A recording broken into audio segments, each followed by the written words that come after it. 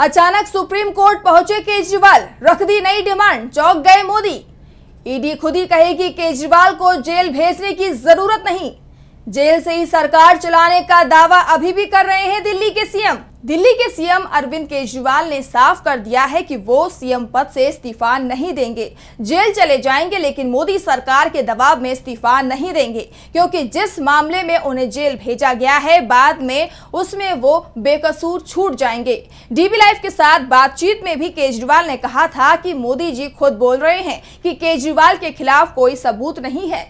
साफ है जो मामला पूरी तरह से झूठ है। उन्होंने केजरीवाल को जेल में डाला है इसीलिए कि मैं इस्तीफा दे दूंगा और बीजेपी वाले दिल्ली में सरकार बना लेंगे, लेकिन केजरीवाल इस्तीफा नहीं देगा और बीजेपी के प्लान को फेल कर देगा।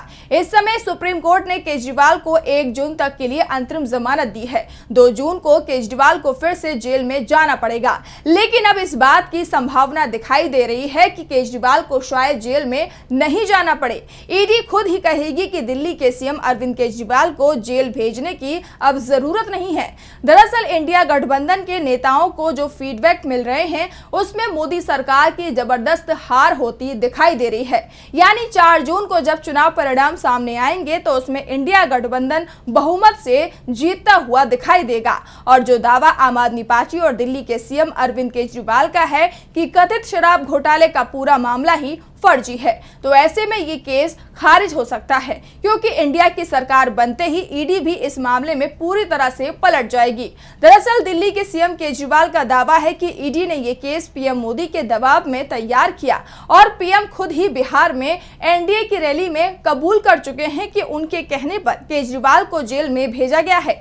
लेकिन अब केजरीवाल जेल नहीं जाएंगे, क्योंकि वो अपनी अंतरिम जमानत को आगे बढ़ाने के लिए एक बार फिर सुप्रीम कोर्ट पहुंच गए हैं। केजरीवाल ने सुप्रीम कोर्ट में याचिका लगाते हुए अंतरिम जमानत को 7 दिन के लिए और आगे बढ़ाने की मांग की है। वैसे केजरीवाल की तरफ से जो याचिका दी गई है उसमें बीमारी का हवाला दिया गया है। आम आदमी पार्टी ने भी कहा है कि डॉक्टरों ने अरविंद केजरीवाल को पोजिट्रॉन एमिशन टोमोग्राफी और कंप्यूटर टोमोग्राफी स्कैन और कुछ दूसरे मेडिकल टेस्ट कराने की सलाह दी थी। कुछ टेस्ट हो चुके हैं और कुछ टेस्ट आगे आने वाले समय में कराए जाने हैं, जिसमें वक्त लग सकता है, जिसके कारण केजरीवाल ने अपनी अंतरिम जमानत बढ़ाने की मांग की है। जेल में रहते हुए उनका शुगर लेवल भी लगातार चर्चा का विषय बना हुआ था।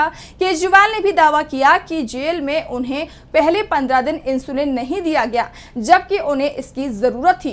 वैसे ये सवाल उठ रहे हैं कि आखिर केजरीवाल अपनी अंतरिम जमानत को सिर्फ 7 दिन ही क्यों बढ़वाना चाहते हैं, तो इसका भी जवाब साफ है। 4 जून को लोकसभा चुनाव के परिणाम सामने आ जाएंगे और जो हालात हैं उसमें साफ है कि इंडिया की सरकार बननी है। ऐसे में अगर केजरीवाल को 8 जून तक के लिए राहत मिल जाती है तो तब तक केंद्र में इंडिया गठबंधन की सरकार बन जाएगी और फिर केजरीवाल को अगर जेल में जाना भी पड़ा तो वो कुछ ही दिनों में बाहर आ जाएंगे और ये केस ही खत्म हो जाएगा।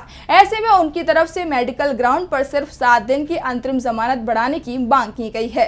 केजरीवाल के इस कदम ने बीजेपी और खुद पीएम मोदी को भी हैरानी में डाल दिया है, क्योंकि लोकसभा चुनावों के 6 चरण के बाद बीजेपी को जो फीडबैक मिल रहा है उसमें उसे जबरदस्त नुकसान होने की खबर है। ऐसे में केजरीवाल के दाव से ये साफ हो गया है कि आने वाला समय बीजेपी की बहुत ज्यादा मुश्किलों को बढ़ाने वाला होने वाला है।